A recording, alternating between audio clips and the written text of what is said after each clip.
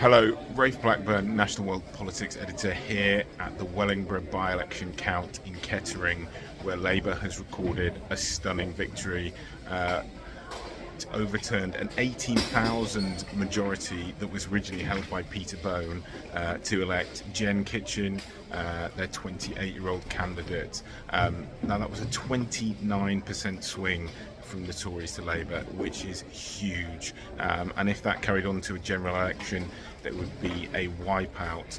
Labour also won in Kingswood, just outside Bristol, with a smaller swing, so they've taken 2 seats off Rishi Sunak's party.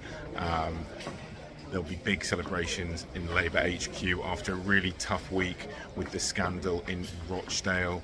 For Rishi Sunak, he'll be, licking his wounds. It really felt like the Tories weren't putting in a huge amount of effort to either of these by-election campaigns. Here at the count, there were hardly any senior Tories and no one really to speak to, and it felt like they didn't really put anyone out or that much effort into the election, and that showed with the poor showing from their candidate Helen Harrison, who was Peter Bone's girlfriend.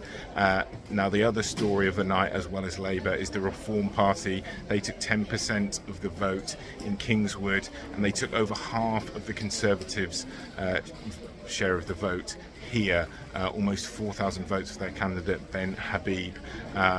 What will be interesting is to see how that carries on going into the general election, and that will really ruffle a few feathers, particularly on the right of the Tory party, who think that they're ceding too many votes to Reform due to their stance on immigration. However, as has been pointed out a lot this evening and into the early hours of the morning, not all Reform voters would go back to Tory. It's quite a big split, but that will certainly